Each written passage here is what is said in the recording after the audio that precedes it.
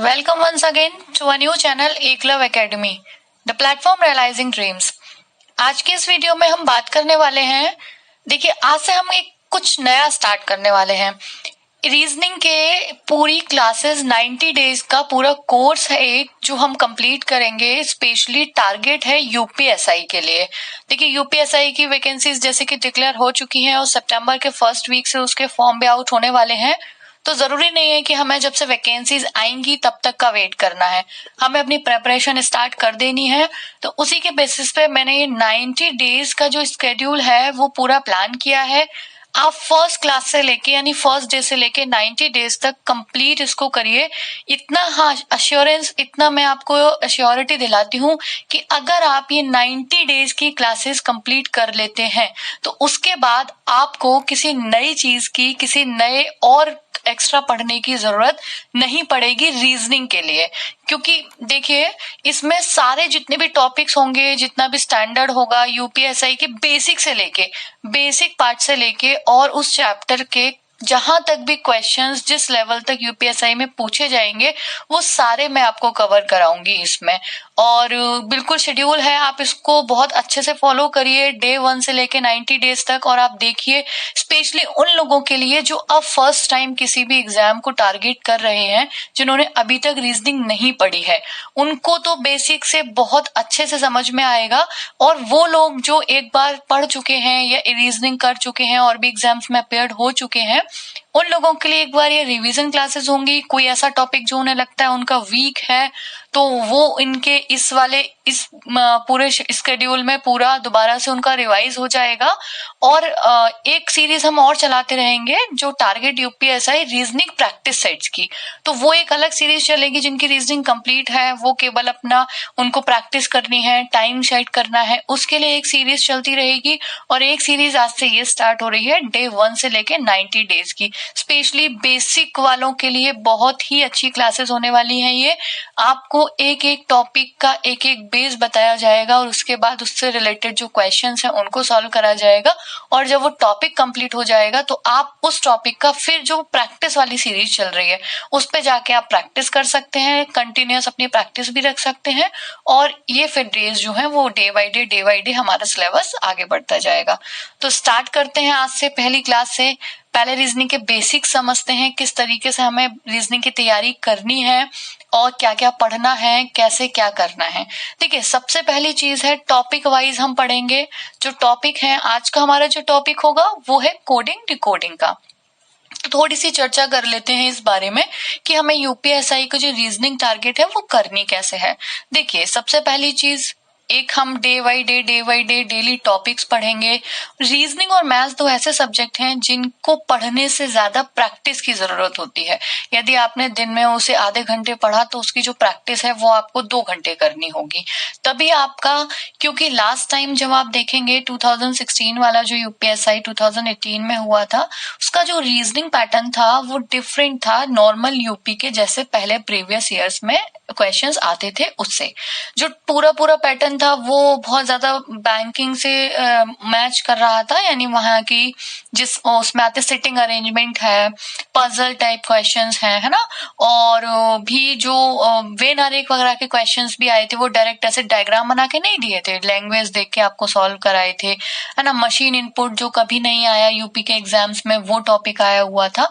तो हम सारे ही, एक भी ऐसा टॉपिक नहीं होगा इन 90 डेज में जो हमारा कवर ना हो। और बस आप देखते रहिए, डेली क्लासेस को ज्वाइन करिए तो आपका 90 डेज में 100% ये सिलेबस होगा वो कंप्लीट होगा। कोई टॉपिक, कोई स्टैंडर्ड, कोई लेवल ऐसा नहीं होगा जो आपका कंप्लीट नहीं होगा, ठीक है। तो सबसे पहली चीज है कि डेली आप क्लासेस करिए, उसके बाद प्रैक्टिस करिए, प्रैक्टिस क्वेश्चन लगाइए। बस यही एक मंत्र है, प्रैक्टिस प्रैक्टिस और प्रैक्टिस। आप जितना प्रैक्टिस करते हैं उतना ही टाइम आपका अपने आप कम होता जाता है सवालों को सॉल्व करने का। सीखते टाइम कोई जल्दबाजी नहीं है, कोई हमें टारगेट सेट नहीं करना कि हमें बहुत जल्दी सीखना है। सीखते टाइम बिल्कुल माइंड को काम रखते हुए एक एक पॉइंट को बेसिक से सीखना है। उसके बाद जब हम उसकी प्रैक्टिस करते हैं, practice more and more, definitely will get each and everything in a clear way, ठीक है। तो चलिए आज की क्लास स्टार्ट करते हैं। पहला टॉपिक कोडिंग डिकोडिंग। देखिए सबसे पहले समझते हैं क्या है ये कोडिंग डिकोडिंग। देखिए सवाल आते हैं कुछ तरीके से जो कोडिंग डिकोडिंग के आपको अल्फाबेट होते हैं, अल्फाबेट से कोडिंग कर दिया जाता है, यानी कि ए को बी लिख दिया, ए को सी लिख दिया, किसी अल्फाबेट को कुछ लिख दिया, है ना, या फिर अल्फाबेट को कोड कर दिया किसी नंबर से, यानी कि इसमें किसी अल्फाबेट को किसी नंबर से कोड कर देंगे या दूसरे अल्फाबेट से कोड कर देंगे, ठीक है। अब उसके जो पैटर्न हो सकते हैं वो बहुत सारे हो सकते हैं। देखिए कौन कौन से जो नॉर्मली पैटर्न आते हैं वो हम समझ लेते हैं। सबसे पहली देखिए, सबसे पहली चीज क्या है कि मान लीजिए मैं ए को अगर जेड लिख दूं, है ना, समझ लेते हैं कि मान लीजिए मैंने अगर लिख दिया ए को जेड, चलिए देखिए अगर मैंने ए को जेड लिख दिया, समझते हैं अब इसको, जस्ट वेट, चलिए अगर देखिए अब ए को जेड लिख दिया तो मुझे पता है ए सबसे पहले आता है, जेड सबसे लास्ट में आता है। मान लीजिए मैंने बी को वाई लिख दिया तो बी सबसे मतलब सेकंड नंबर पे आता है, वाई सेकंड लास्ट आता है। इस तरीके से मान लीजिए मैंने ए को सी लिख दिया, फिर मैंने भाई बी को ई लिख दिया, फिर मैंने बोला सी को मैंने फिर से जो है 2 नंबर और आगे कर दिया, जी लिख दिया। तो इसमें शेड्यूल क्या चल रहा है, 2 2 2 2 हम प्लस करते हैं, 2 प्लस कर दिया, 3 प्लस कर दिया, 4 प्लस कर दिया, इस तरीके से, ठीक है। तो कोडिंग क्या है, किसी भी अल्फाबेट को किसी भी अल्फाबेट से कोड कर सकते हैं। तो देखिए सबसे पहले हमें क्या सीखना है आज के इस चैप्टर में, इस टॉपिक में सबसे ज्यादा जरूरी चीज क्या है। देखिए अगर मैं अल्फाबेट को जैसे बोलूं कि मान लीजिए मैंने लिख दिया ए को, अभी मैंने आपको ए दिया, ठीक है, फिर सी दे दिया, फिर मैंने आपको दे दिया ई दे दिया, इसी तरीके से, ठीक। अब मैंने आपको दे दिया आई, तो अभी आपसे पूछा गया आगे क्या आएगा। ये एक तरीके से सीरीज है या कोडिंग है, जैसे भी पहले मैं अल्फाबेट के आपको तरीके सिखाती हूँ। तो देखिए अगर मैंने ए सी ई आई लिखा, अगर मैं उंगलियों पे ये गिनना स्टार्ट करूंगी, ए कब आता है, सी कितने बाद आएगा, ई कितने बाद आएगा, आई, तो जल्दबाजी में हो सकता है मैं ए के बाद बी पढ़ना भूल जाऊं, सी पढ़ दूं, या डी पढ़ना भूल जाऊं, या जो भी कुछ हो सकता है, ठीक है। लेकिन अगर मान लीजिए मुझे इनके नंबर्स पता हो, जैसे 1 3 5, है ना, तो यहाँ पे मान लीजिए 7 ले लेते हैं, 1 3 5 हम जी ले लेते हैं अभी, 1 3 5 7, तो मुझे पता है अगले में क्या आएगा, अगले में 9 आएगा, यानी कि 9 पे क्या आता है, आई। अभी मान लीजिए मैंने लिख दिया, इसमें पहले मैं 2 प्लस किया, फिर ठीक है इसमें 3 प्लस कर दिया, फिर इसमें 4 प्लस कर दिया, अब इसमें मान लीजिए ए आता है 1 पे, 1 3 6 10, तो अगर अगले में कितना आएगा, 2 का गैप, 3 का गैप, 4 का गैप, अगले में कितने का गैप आएगा, 5 का। तो 5 का जब गैप आएगा तो क्या हो जाएगा, यहाँ पे सिंपल ओ हो जाएगा।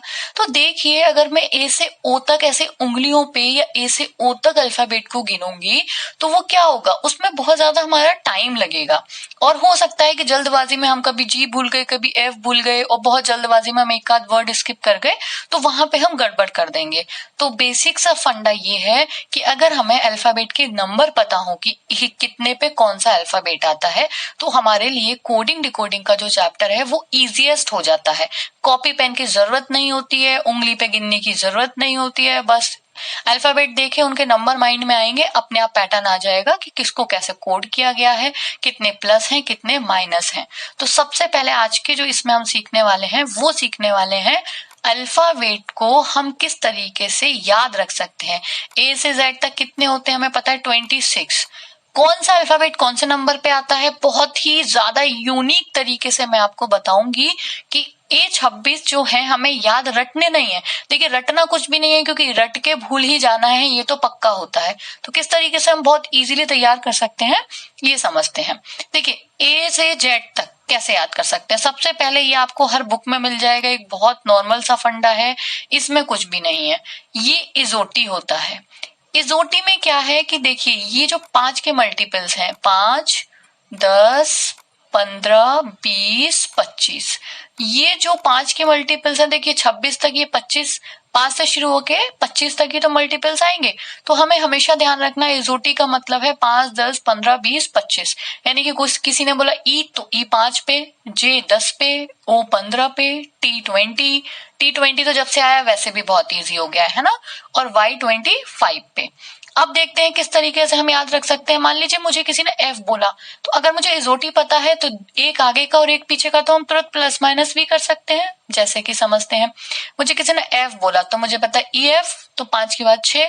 किसी ने मुझे डी बोला तो डी ई, जैसे कि अगर मान लीजिए मुझे किसी ने बोला F, तो मुझे पता है E 5 पे आता है, E के बाद F 6, किसी ने बोला D, तो मुझे पता है DE जस्ट इससे पीछे आता है।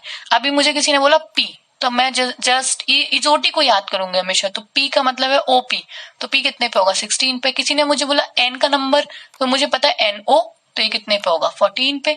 तो अगर मुझे ये पांचों पता है तो 5 का मतलब हो गया इसके एक आगे का एक पीछे का एक आगे का, यानी एक से हम 2 और लर्न कर पा रहे हैं, तो 15 तो हम ऐसे ही लर्न कर लेंगे। ठीक है, जैसे मुझे किसी ने बोला U, तो हमारे दिमाग में क्या आ जाना चाहिए TU, यानी कि 21 पे आता होगा क्योंकि ये 20 पे है ना। किसी ने बोला S, तो S का मतलब क्या है, S आता है 19 पे क्योंकि ST। ठीक, चलिए कुछ बेसिक से मैं और भी बहुत अच्छे से तरीके आपको बताती हूँ इसको याद रखने के। देखिए बहुत बेसिक और फंडामेंटल क्लास है, जो लोग रीजनिंग की शुरुआत कर रहे हैं उनके लिए ये जो क्लास होगी ना वो बहुत ही ज्यादा फायदेमंद साबित होने वाली है, तो इसको बहुत अच्छे से समझिएगा। चलिए अब जैसे मान लीजिए मैंने इसको बोल दिया आपको STU हो गया, अब देखते हैं कुछ और हम यूनिक तरीके से कैसे याद रख सकते हैं, समझते हैं। जैसे देखिए एक इमेज से हम याद रखें, मान लीजिए M और W है, ठीक है। देखिए M और W की इमेज कैसे होती है, मान लीजिए मैंने 3 की इमेज रखी, 3 को अगर मैं नीचे की साइड कर दूंगी तो M बन जाता है, 3 को ऊपर कर देती हूँ तो W बन जाता है। देखिए सेम यही तो है, तो M आता है, देखिए 3 की इमेज कितनी होती है, एक तो होती है अगर मैं देखूं 1 से 26 तक 3 13 23, 3 बारी तो आता है, तो 3 पे तो ABCDE तक तो सभी को रटा होता है 1 2 3 4 5। उसके बाद के हम कैसे याद रख सकते हैं, देखिए M आता है 13 पे और W आता है 23 पे, यानी दोनों जो 3 की इमेज है वो किस में है, M में और W में। तो M आता है, अब M पहले आता है तो 13 पे, W बाद में आता है तो 23 पे, तो हम बहुत अच्छे से याद रख सकते हैं M और W। इसी तरीके से हम और भी देखते हैं बहुत सारे। देखिए इससे क्या होगा अगर आप इस तरीके से याद रखते हैं, मान लीजिए आप नंबर भूल सकते हैं, M देखते ही तो नहीं भूलेंगे ना कि 3 की तरह बना है, M देखते ही अगर हम इमेज से देखना सीख जाएंगे, M देखते ही हमें अपने आप समझ आ जाएगा कि ये 3 है और 3 का मतलब 13 23। ठीक है, तो इमेज अगर आपने आइडेंटिफाई कर लिए, आप नंबर्स भूल सकते हैं, सब कुछ भूल सकते हैं, इमेज तो जैसे बनती है ABCD वो वैसे ही बनेगी। तो जितना हो सकता है हम इमेज से इसको याद रखने की कोशिश करेंगे। ठीक है, देखिए हम अब देखते हैं I का अगर हम देखेंगे तो वैसे तो J 10 पे होता है तो I उससे पीछे आ गया 9, है ना। K का मतलब JK 10 11, तो वैसे भी हम इजोटी से ही कर सकते हैं। अभी देखो I को हम नॉर्मली कैसे बनाते हैं, ऐसे भी तो बनाते हैं, तो ये किसकी इमेज हुई 9 की ना, तो देखिए I आता है वो 9 पे। नॉर्मली हम I को ऐसे लिखते हैं, तो I जो है इस तरीके से बनता है, तो I जो इमेज हो गई वो किसकी हो गई 9 की हो गई। तो जैसे आपके सामने I बनाएगा अपने आप इमेज आना चाहिए 9 की। ठीक है, उसके बाद हम देखते हैं और भी इमेजेस जो है समझते हैं और हम कैसे याद रख सकते हैं। देखिए यहां देखते हैं G और Q की इमेज, देखिए बहुत अच्छे से समझिएगा। G और Q, आपको इस G में क्या नजर आता है, क्या G में आपको एक 7 सा ऐसे लटका हुआ सा नजर आ रहा है, Q में आपको ये 7 सा लटका नजर आता है, बस तो ये आता है 7 पे, ये आता है 17 पे, क्योंकि 7 वाले 2 ही नंबर आएंगे हमारे पास, इसमें 7 और 17, बाकी तो 27 तो आएगा नहीं 1 से 26 तक।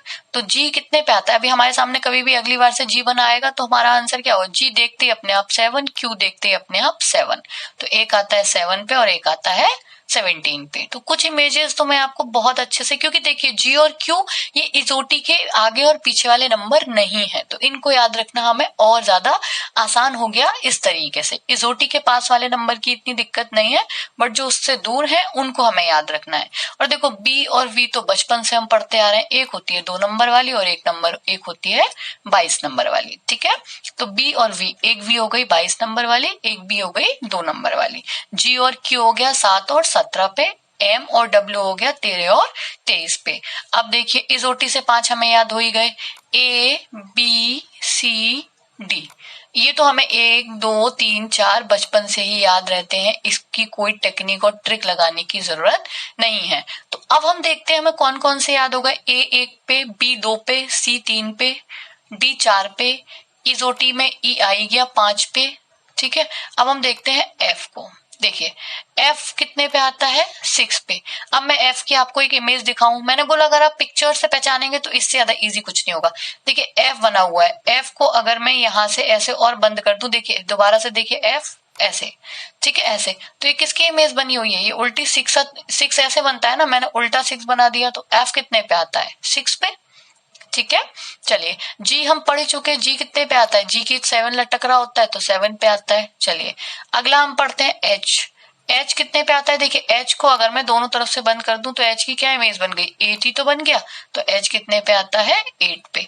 तो नेक्स्ट टाइम से देखिए, अभी आपको लगेगा कि इससे मतलब याद करने से हमें क्या बेनिफिट है, लेकिन अगर आपने एक बार ये इमेजेस से देख लिया, इमेज देखते ही आपके दिमाग में अपने आप ही वो बन जाएगी और आप कभी भी नंबर्स को सेकंड्स में अपने आप ही रिमाइंड कर लेंगे, ठीक है। तो एच हो गया कितने पे, एच 8 पे हो गया, आई हमने पढ़ ही लिया था 9 पे, ठीक है, और जे हमने पढ़ ही लिया था एसओटी में 10 में। तो यहाँ देखिए कितनी आसानी से 10 तक के हमें याद हो चुके हैं। नेक्स्ट पे पढ़ते हैं कितने पे, 11। अब यहाँ लिख लेते हैं हम। अभी के देखिए, के तो वैसे भी जे के बाद आएगा इजोटी में, जे के यानी 10 11, तो बहुत ज्यादा जरूरत नहीं है। लेकिन देखिए के की इमेज भी देखते हैं, के ही एक ऐसा मात्रा है, अगर मैं इसको ऐसे लिख दूं तो एक डंडा ये और एक डंडा इसको हल्का सा सीधा कर देंगे तो कितने पे आ गया, 11 पे, ठीक है।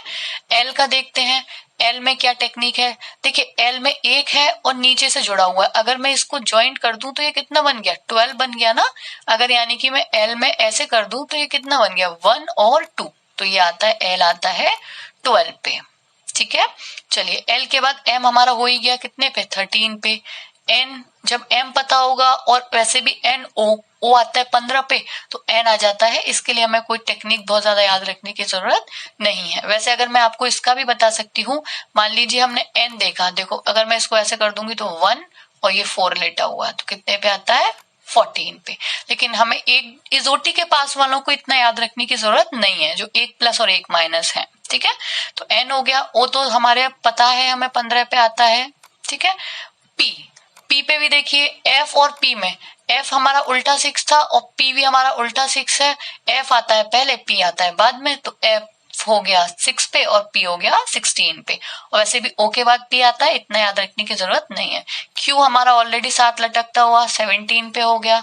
चलिए आर देखते हैं, देखिए आर में क्या है, ऊपर एक गोला बना हुआ है और नीचे भी अगर हम बंद कर देंगे, यानी आर में एक गोला, और इस तरीके से इमेज वैसे भी नंबर्स में किसकी बनती है, 8 की, तो आर कितने पे आता है, 18 पे, तो आर कितने पे आ गया, 18 पे, ठीक है। चलिए एस, एस टी वैसे भी 19 याद रख सकते हैं, एस 19 पे, टी 20 पे, यू भी याद रखने की इतनी जरूरत नहीं है, एस टी यू 19 20 21, ठीक है। और वी नंबर 22 पे आता है, डब्ल्यू हमें 23 पे हो ही गया, और लास्ट के एक्स वाई जेड वैसे भी 23 24 25 हमें बहुत अच्छे से याद रहते हैं। आई होप कि आपको अभी नंबर्स याद करने में कोई भी दिक्कत नहीं होने वाली है। अगर आपने बस ये हमें रटना नहीं है, मैंने आपको ये पूरा एक बार में समझा दिया है बहुत इजी तरीके से। अभी आप बस एक दो बार इमेजेस को देखेंगे ना, तो अब आपके दिमाग में दोबारा से बहुत अच्छे से ये सारी इमेजेस फिट हो गई होंगी। कैसे हो गई होंगी, देखिए मैं लिखती जाऊंगी, आप अपने दिमाग में रिमाइंड करते जाना कि इसका कौन सा नंबर था, इसका कौन सा था। अभी अभी क्लियर हो जाएगा कि हाँ हमें ये आया या नहीं आया, ठीक है। चलिए देखते हैं, मैं लिखना स्टार्ट करती हूँ। मान लीजिए मैंने लिखा जी, अभी आपको अपने आप ही सोचना है, just wait.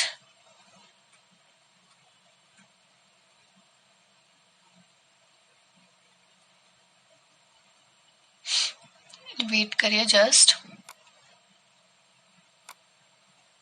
Okay now set, ठीक है। तो चलिए देखते हैं अब हमें क्या करना है कोडिंग डिकोडिंग में।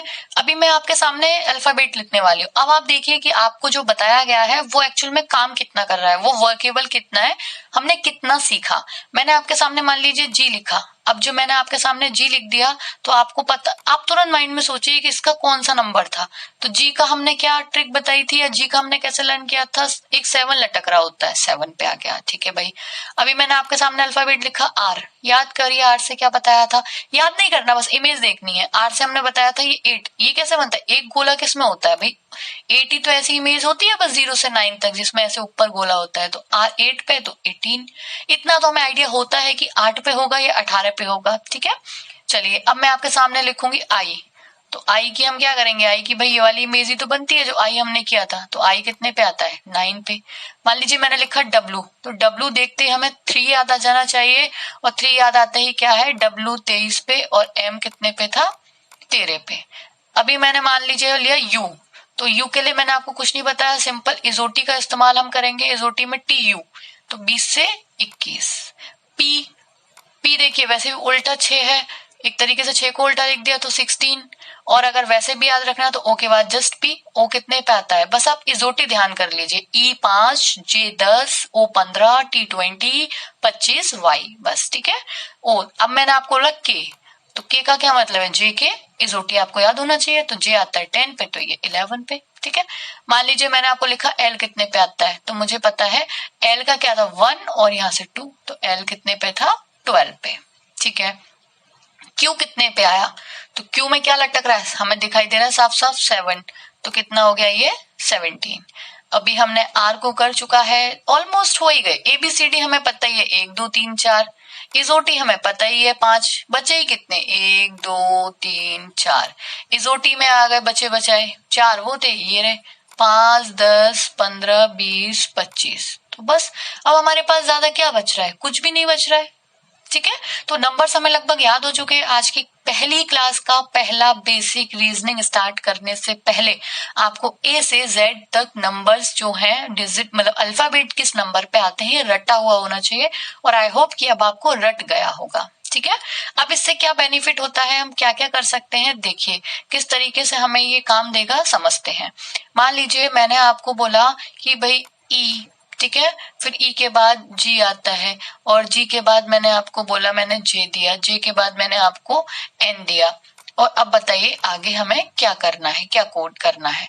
तो बहुत सिंपल सी चीज है। अभी देखिए मैं ई से गिनूंगी, एफ जी 2 का गैप, आई जे के, अब देखिए मैंने गलती से एच छोड़ दिया, एच आई जे 3 का गैप है ना, के एल एम एन 4 का गैप, तो इतने में तो बस मुझे, अगर जैसे ही मैंने ई देखा अपने आप ही मुझे 5 7, ठीक है 10 14 2 4 5, ऐसे तो गैप है 2 का 3 का 4 का, तो अब 5 का होगा यानी कि 19, और 19 पे आता है एस टी 19 20, ठीक है।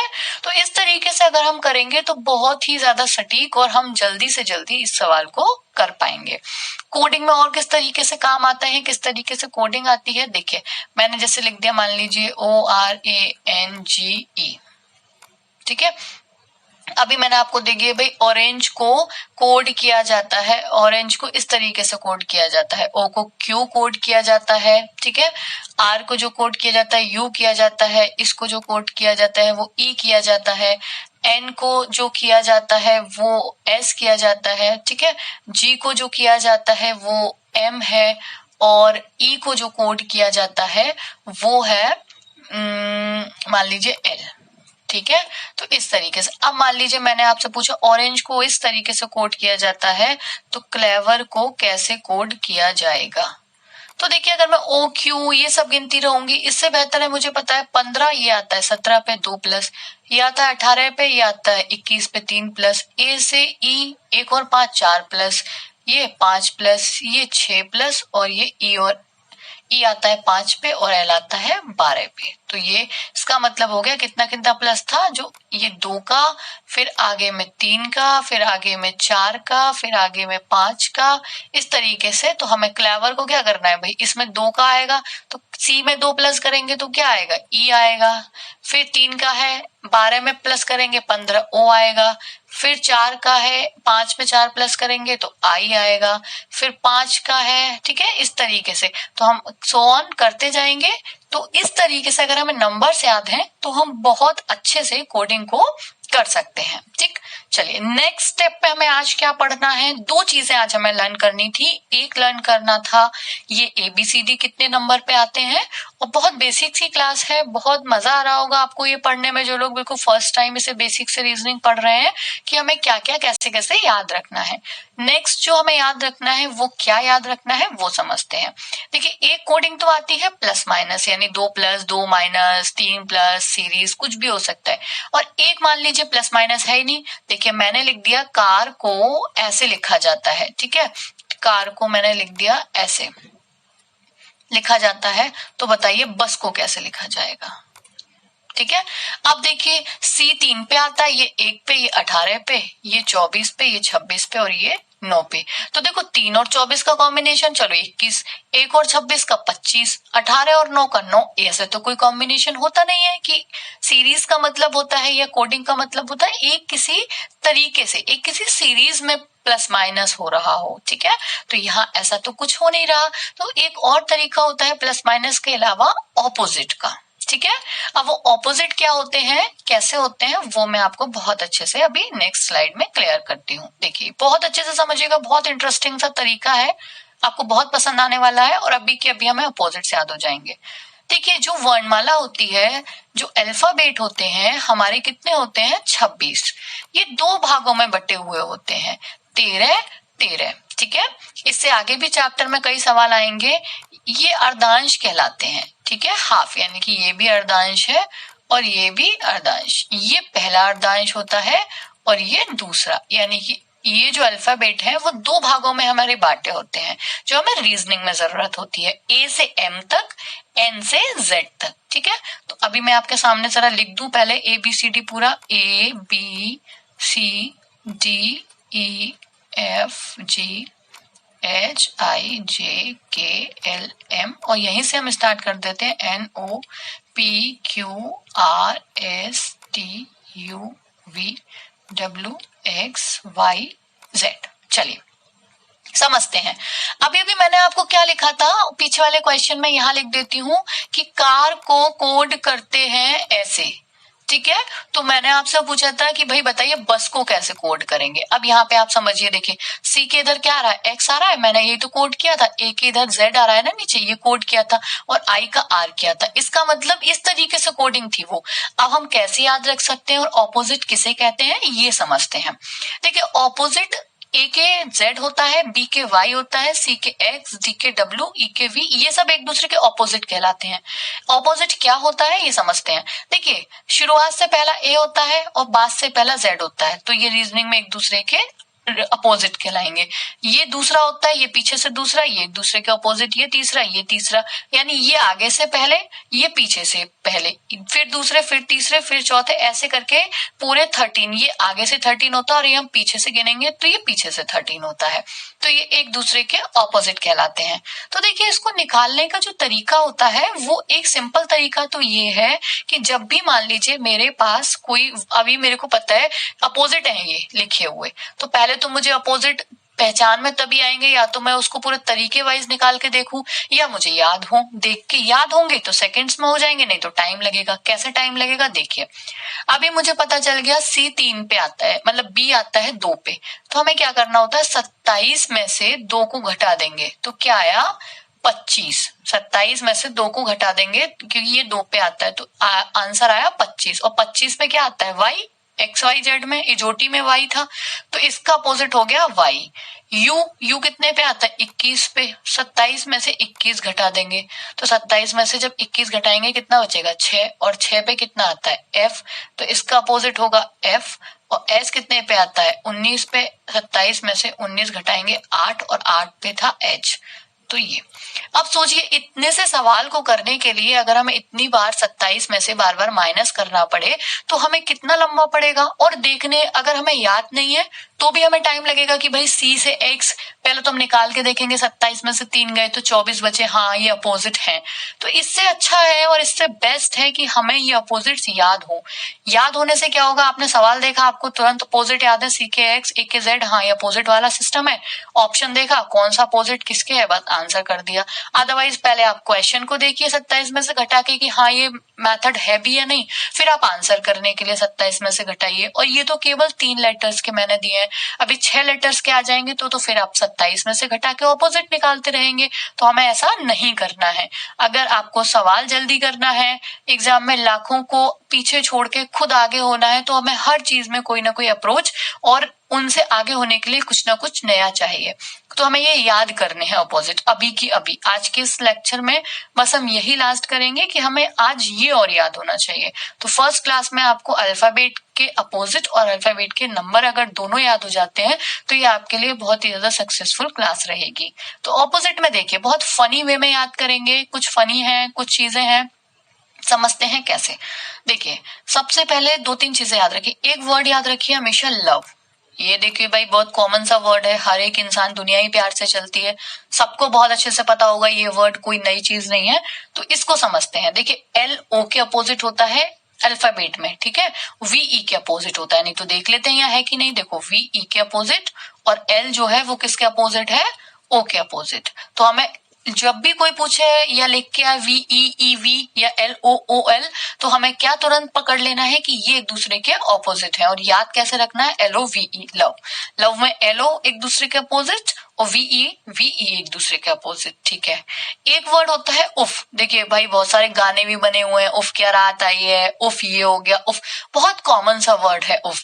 तो हमें ये याद रखना है। तो उफ से अगर हम ये याद रखेंगे तो सिंपल है, क्या आ गया, ये UF एक दूसरे का अपोजिट होता है। GT रोड, भाई शेरशाह सूरी ने जो बनवाया था, बहुत फेमस है, तो GT हम याद रखेंगे। हाई स्कूल सब करते हैं HS इसको, और वैसे भी अगर हम ऐसा साउंड में निकालते हैं तो भी SH, अगर हम SH को बोलते हैं तो भी सेम सा लगता है। तो S और H याद रखना तो बहुत इजी है। कोई आपसे S बोले H, H बोले S, कभी कभी लगता है ना। तो H और S और S और H एक दूसरे के ऑपोजिट होते हैं। अब आप से याद रखिए, हाई स्कूल से याद रखिए, जो स्पेशली पुलिस की तैयारी कर रहे हैं और जो भी कांस्टेबल रैंक्स पे हैं, उनके लिए एक बहुत अच्छा वर्ड होता है हिस्ट्री शीटर। आप लोगों की डिक्शनरी में तो बहुत सबसे फेमस और सबसे ज्यादा आप लोगों के लिए कॉमन वर्ड है, तो वो ऐसे याद रख सकते हैं। मुझे एक्चुअल में ये एक पुलिस जो है कांस्टेबल, उन्होंने ही सजेस्ट किया था। मैं एक बार पढ़ा रही थी तो उन्होंने बोला कि मैम हाई स्कूल से ज्यादा बेहतर हमारे लिए हिस्ट्री शीटर है, तो इसलिए आप लोगों के लिए स्पेशल सजेशन है, ठीक है। चलिए IR से हम ध्यान रख सकते हैं भाई, हमारा भारतीय रेल, इंडियन रेलवे बोलते हैं ना हम, ठीक है। PK मूवी, या हम कहते हैं वो तो PK पढ़ा है, PK टल है, तो PK। मन, मेरा मन नहीं कर रहा, ये नहीं कर रहा, तो मन में माँ लिखोगे, M ना लिखोगे, ठीक है। तो इतने जोड़े हमें याद हो चुके हैं। एक बार रिवाइज करते हैं। लव LOVE, LO के अपोजिट, VE के अपोजिट, और वाइस वर्सा। उफ UF एक दूसरे के opposite, GT road, history sheeter high school या कुछ भी याद रख लीजिए, इंडियन रेलवे, PK मूवी। अब देखिए इसमें हमें कुछ करना नहीं, अगर P आएगा ना अपने आप दिमाग में आ जाएगा PK, ठीक है। LO तो हो ही गया, मन MN।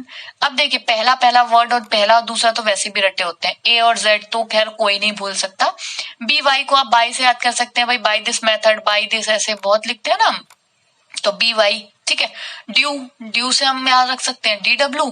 क्रैक्स बहुत खाते हैं भाई, क्रैक्स ऐसे रहते हैं ना, पहले उंगलियों में फंसा के भी ऐसे खाया करते थे, वो वाले, तो क्रैक्स से याद रख सकते हैं। और एक बचा आपको जोकर और क्वीन, ये हम ताश के पत्तों से याद रख सकते हैं। तो ये सब एक दूसरे के ऑपोजिट हो गए। अभी हो सकता है आपने फर्स्ट टाइम अगर पढ़ा हो तो थोड़ा दिमाग में सब मिक्स हो रहा हो। अभी हम बिल्कुल काम रखिए दिमाग को, एक बार फिर से बहुत अच्छे से रिवाइज करने वाले हैं इनको, अपोजिट्स को। अभी मैं ये सब यहाँ से रिमूव कर दूंगी, उसके बाद आप ही लोग माइंड में सोचिएगा किसके ऑपोजिट क्या बताया गया था। एक बार स्टार्टिंग से सारे पेयर्स को देख लेते हैं। देखिए AKZ है, इसमें तो मुझे नहीं लगता मैं कोई ट्रिक बताऊं आपको। BY, B जैसे कोई बोले बाय याद आ जाना चाहिए, C बोले क्रैक्स, D बोले ड्यू, E बोले तो LOVE, है ना। और उफ में UF आ गया, GT रोड आ गया, हिस्ट्री शीटर हाई स्कूल आ गया, Indian railway, JQ, joker queen, PK, LO में लव आ गया, और ये मन आ गया, बस, ठीक है। अब इससे क्या फायदा होगा, देखिए मैं आपको एक वर्ड दे रही हूँ कि भाई बताइए, चलिए इसके अपोजिट लिखिए। तो इसके अपोजिट हम कैसे लिख सकते हैं, अभी मैंने आपको दिया, मान लीजिए एकलव्य, यही हमने ले लिया। चलिए एकलव्य के ऑपोजिट लिखिए। तो अभी हमें ऊपर नहीं देखना, अपने माइंड में सोचना है। E किसके अपोजिट था, LOVE, तो V के अपोजिट था। K के अपोजिट क्या था, PK, तो P लिख दिया। L के अपोजिट क्या था, LO, तो O लिख दिया। A तो Z के आता ही है। V किसके था, LOVE, वही आ गया, ठीक है। बाई किसके था, BY बाय, और A किसके था, Z। तो अगर हमें एकलव्य की कोडिंग करनी हो तो अपोजिट, हमसे बोला जाए अपोजिट कोडिंग करनी है, तो एकलव्य की अपोजिट कोडिंग ये हो गई। या फिर मान लीजिए एग्जाम में आया कि एकलव्य को ऐसे लिखा जाता है, ठीक है, तो हमसे पूछ लिया भाई बताइए एकेडमी को कैसे लिखा जाएगा। तो अभी मान लीजिए जैसे अगर मुझे ऑपोजिट से याद, अब आप सोचिए इतने बड़े को क्या आप 27 में से घटा घटा के देखते रहेंगे। पहले तो आप चेक करेंगे कि ये अपोजिट है या नहीं, अगर आपको याद नहीं होंगे तो फिर आपको जब कंफर्म हो जाएगा 3-4 निकालने के बाद, तब आप इन सातों के निकालेंगे। तो ऐसे हमें बिल्कुल नहीं करना। आंसर हमें स्क्रीन पे देखते सेकंड में करना है, 1 से 2 सेकंड में। आंसर। ठीक है, जब हमारे पास ऑप्शन होंगे तो हमें तो लिखने की भी जरूरत नहीं होगी, बस हमें देखना है कौन सा ऑपोजिट है। अभी देखिए, ए के ऑपोजिट क्या है, जेड होता है। सी के ऑपोजिट क्रैक्स, ए के ऑपोजिट फिर से जेड, ड्यू। ई के LOVE में वी आ गया, एम के अपोजिट मन और वाई के अपोजिट बी। तो जो भी ऑप्शन में एकेडमी का ये वाला ऑप्शन होगा वही हमारा क्या हो जाएगा, आंसर हो जाएगा। तो ऑपोजिट कितना इजी है याद रखना, बिल्कुल भी। मैं आपको फिर से एक प्रैक्टिस क्वेश्चन देती हूँ, आप अपने माइंड में सोचिएगा, मैं आपको सॉल्व कराती जाऊंगी, साथ साथ आप अपने माइंड में सोचेंगे कि इसका क्या आना चाहिए। ठीक है, तो मान लीजिए मैंने बोला भाई बताइए रीजनिंग का ऑपोजिट लिखने हैं। रीजनिंग के आपको इंग्लिश अल्फाबेट के रीजनिंग के अकॉर्डिंग ऑपोजिट लिखने हैं। तो क्या लिखोगे, हमें पता है आर का ऑपोजिट क्या है, इंडियन रेलवे। ई का क्या है, लव यानी VE। ए का जेड, एस किस में आ रहा था, हिस्ट्री सीटर हाई स्कूल। ओ का लव, एन का मन, आई का इंडियन रेलवे, एन का मन और GT रोड, ये हो गया ऑपोजिट। बस। तो अगर मान लीजिए मुझे बोला गया रीजनिंग को ऐसे लिखा जाता है तो मेरे को देखते दिमाग में आ जाएगा, आर के अपोजिट आई, ई के अपोजिट वी, ए के अपोजिट जेड, एस के एच, ओ के एल, अपने आप ही माइंड में तुरंत की तुरंत आता जाएगा। और मैं फिर देखूंगी, मान लीजिए रीजनिंग को यदि ऐसे लिखा जाता है, एग्जाम में आया, ठीक है, तो मुझसे पूछ लिया गया तो बताइए एप्टीट्यूड को कैसे लिखा जाएगा। ठीक है, रीजनिंग को अगर ऐसे लिखा जाता है तो एप्टीट्यूड को कैसे लिखा जाएगा। तो बहुत सिंपल सी चीज है, रीजनिंग को ऐसे लिखा है, हमने देखते ही पहचान लिया कि ऑपोजिट दे रखे हैं, ऑप्शन देखेंगे, जिस ऑप्शन में ए के अपोजिट जेड, पी के, ठीक है, GT इंडियन रेलवे, GT उफ, और डी का ड्यू और ई का वी, बस जो ऑप्शन होगा आंसर कर देंगे। ठीक है, तो आई होप कि आपको बहुत ही इंटरेस्टिंग वे में 1 से 26 तक अल्फाबेट और ये जो है इसका अपोजिट जो होते हैं, पहले अर्धांश और दूसरे अर्धांश में जो अपोजिट है, बहुत ही इंटरेस्टिंग वे में समझ आ चुके होंगे। उम्मीद करती हूँ कि अब आप इन दोनों से रिलेटेड जो क्वेश्चंस हैं उनकी अच्छे से प्रैक्टिस करेंगे। अब आप अपनी बुक लीजिएगा कि कोई भी रीजनिंग की जो आपके पास हो उसको उठाइएगा, या रीजनिंग की अगर कोई बुक नहीं है तो रीजनिंग की एक बेसिक बुक लीजिए और उसमें से फिर ये क्वेश्चन को सॉल्व करिए। आपको बहुत ही अब इजी हो जाएगा इन क्वेश्चंस को, बिल्कुल आप ऑप्शन देख के ही आंसर कर लेंगे, कॉपी पेन की जरूरत भी आपको नहीं पड़ेगी। होपफुली देखिए, अभी कोडिंग डिकोडिंग हमारा खत्म नहीं हुआ है, एक लंबा चैप्टर है, एक बहुत इंटरेस्टिंग वे में, क्योंकि ये फर्स्ट क्लास है तो अभी मैं बस यहीं पे ओवर करती हूँ इस क्लास को। लेकिन ये जो था ये पूरा बेस था, कोडिंग डिकोडिंग अब कुछ नहीं है। हमें सेकेंड डे वाली जो सेकेंड क्लास है उसमें केवल कौन कौन से पैटर्न हो सकते हैं, पैटर्न का मतलब क्रॉस्ड, सामने आमने भी लिखा आ सकता है, क्रॉस लिखा आ सकता है, हाफ क्रॉस हो सकता है, और कितने तरीके हो सकते हैं कोडिंग डिकोडिंग के। लेकिन वो सब जो इर्द गिर्द होंगे वो 1 से 26 अल्फाबेट या ऑपोजिट के ही इर्द गिर्द होंगे, उसके अलावा नई चीज हमें कोडिंग डिकोडिंग में नहीं मिलेगी। तो बहुत ही जल्द हम कल सेकेंड वाली क्लास जो करेंगे कंप्लीट, उसमें हम ये सब चीजें, जितने भी प्रैक्टिस क्वेश्चंस होंगे वो सारे प्रैक्टिस क्वेश्चंस कर लेंगे, और कल जो होगा वो ये टॉपिक कोडिंग डिकोडिंग का हम ओवर कर लेंगे, पूरा कर लेंगे, कंप्लीट कर लेंगे। ठीक है, तो होपफुली कि आपने बहुत अच्छा देखिए, पढ़ाई करिए बहुत ज्यादा, ऐसा नहीं है कि हमें डिप्रेशन या बहुत ज्यादा प्रेशर लेके करनी है, बिल्कुल कूल माइंड से पढ़ाई करिए। रीजनिंग बहुत ही इंटरेस्टिंग सा सब्जेक्ट है, आप मेरे साथ जुड़े रहिए। चैनल को सब्सक्राइब नहीं करा है तो अभी तक चैनल को सब्सक्राइब कर लीजिए, और वीडियो को लाइक करिए, और अपने दोस्तों के साथ, जितने भी स्टूडेंट्स पढ़ाई कर रहे हैं, आपको अपने आसपास लगता है कि उसको अभी जरूरत है, बहुत सारे स्टूडेंट्स क्लासेस ज्वाइन नहीं कर पाते हैं, तो वो जैसे हमें कहीं कोचिंग सेंटर ज्वाइन करना है और नहीं कर पा रहे किसी भी कारणवश, तो आप बहुत ही एक विश्वास के साथ इस चैनल से जुड़ सकते हैं कि ऐसा कोई भी टॉपिक, ऐसा कोई भी पॉइंट नहीं होगा जो आपको अधूरा छोड़ा जाएगा या आपको इनकम्प्लीट बताया जाएगा और पेड आप करने के बाद ही आपको पूरा बताया जाए, ऐसा यहाँ बिल्कुल नहीं होने वाला है। आपको सारी पूरी तरीके से फ्री क्लासेस एक एक टॉपिक के प्रैक्टिस के साथ मिलेंगी, तो आप इस चैनल से बिल्कुल जुड़ जाइए और यूपीएसआई के लिए अभी से पूरा टारगेट और स्ट्रैटेजी बना लीजिए। बाकी हम 90 डेज जो ये कोर्स है उसको बहुत ही अच्छे से, बहुत ही सिंपल तरीके से, बहुत ही इंटरेस्टिंग तरीके से कंप्लीट करेंगे। बाकी आपकी अगर कोई भी समस्या है, कोई भी आपको क्वेरी है, किसी भी तरीके की तैयारी करने में कोई प्रॉब्लम है, तो आप मुझे कमेंट बॉक्स में लिख सकते हैं, उसका रिप्लाई मैं बहुत ही जल्दी और बहुत ही साफ शब्दों में देने की कोशिश करूंगी। Thanks for watching this video. Next day अगले वीडियो के साथ, अगली क्लास के साथ मिलते हैं। Thanks again.